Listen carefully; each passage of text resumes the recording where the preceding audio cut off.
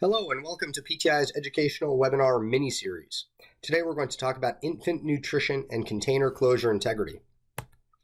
So this topic is certainly important and close to home, as my son was the beneficiary of many high-quality infant nutrition products. And with that, we care about a variety of quality attributes when dealing with an infant nutrition container, but oxygen ingress is certainly a critical one. That will cause the spoilage of the product itself. So when we're dealing with an oxygen critical product, maximum allowable leakage limit is typically quite small. So for a smaller format container, a 10 micron defect would be typically the target leak size. As you go to a larger size container, larger size pouches, it has more volume and thus can withstand a larger leak. And you would typically be chasing a 15 to 20 micron leak size. There is a code of federal regulations associated with infant nutrition products, and essentially we have to apply the right technologies and the right test methods to assure the highest level of quality for these types of products. So framing integrity. We have to understand that defects are inherently systematic and can be attributed to either materials, operator issues, process-related issues, or hopefully not, but design issues. Perhaps the wrong film or material was chosen for a specific application that's creating a higher risk of defect. And when we understand what's critical to the product, so if it is oxygen, we know what size defect we have to leak test for. So with that information and also knowing what the primary defect modes are, what the most common defect is, we can adapt and apply a test method that will achieve a level of inspection that's necessary for these products. So knowing where the critical defects are, one format is a pillow pouch with a thin seal, and knowing where the flex cracks or the fold over leaks, where those will occur, that helps operators identify where to adjust the process, but it also allows us to have a better take on detecting these types of defects and knowing what test method is most appropriate for that.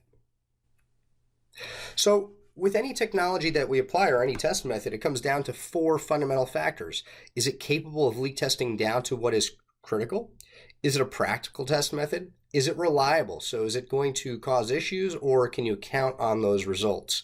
And ultimately the cost of the test method. And we will show now why a vacuum decay test method is actually very functional for the infant nutrition class of products. So the bubble leak test, it is a practical leak test. It does show us where the leak is located, but typically it is not as sensitive as it needs to be for an infant-based product, especially when dealing with flexible packaging. So as you pull vacuum on a pouch underwater, it will expand. And in doing that, it's equalizing the pressure from inside the package to the outside. And in that equalization, you're losing some sensitivity. And depending on how much fill is in that pouch, that will determine how much volume is in it and how it will expand during that leak test, also determining how sensitive it is. So a smaller pouch, let's say a 100 gram fill, will be less capable of detecting a small defect using the bubble leak test than if you had a larger volume pouch in which you will be expanding that package more quickly and able to detect a much smaller defect size. So the bubble leak test inherently just isn't achieving the goals that we need for infant nutrition products. But not only that, it can be a very costly test method. So in this example, we're simply using green wholesale coffee bean costs per pound, and infant nutrition surprisingly is not far off from this cost.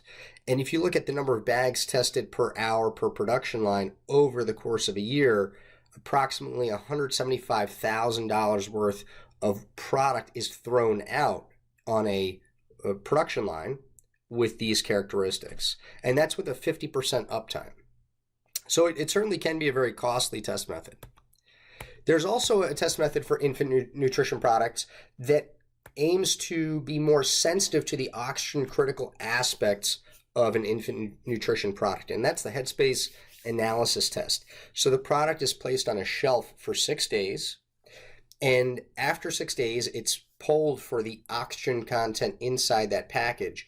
And if that oxygen content breaks 3%, then you have an issue at hand, and you know that there is potentially an ingress of oxygen over that time period. Well, we did a study and we showed that a 50 micron defect over just those 6 days will still pass one of those oxygen dwell time studies.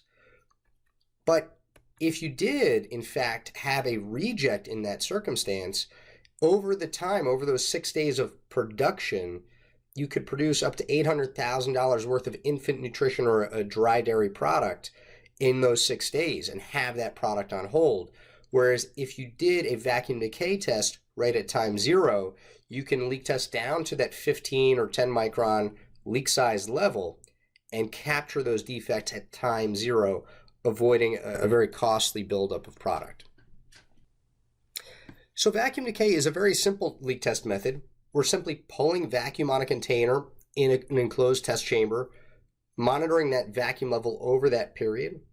And if the vacuum level in that test chamber changes over the test cycle, we know that air is leaking out of the container and indicates that there's a leak. You can also take a secondary test measure looking for a very fine leak, and in that case, you can pick up leaks down to that 10, 15 micron level.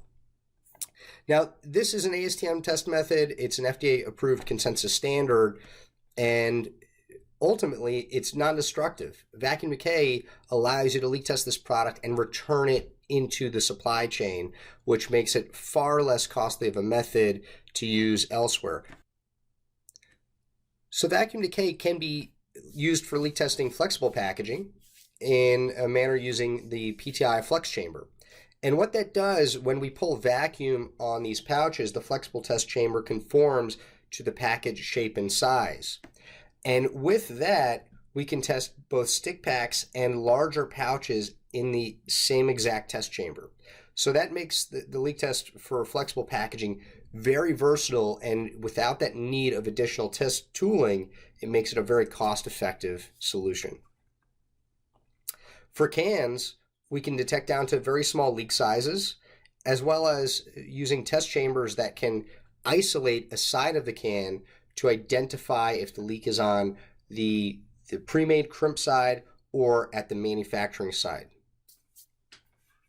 The VeriPac LPX is another technology that PTI offers to remove pouches from a production line traveling up to 80 pouches per minute and placing them into test chambers to test them at intermittent quantities. So if you have a production line of 80 per minute and we are testing 4 to 5 pouches per minute, it certainly is a much higher percentage than the current testing regimen that's available today.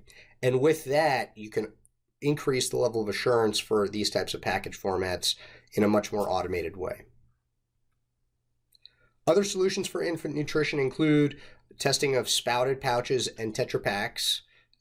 Sensitivities on those container formats due to the product type is extremely sensitive. So leak testing down below the 10 micron level because of the liquid nature of these products is very important. And in these cases, we can leak test down to the 5 micron level.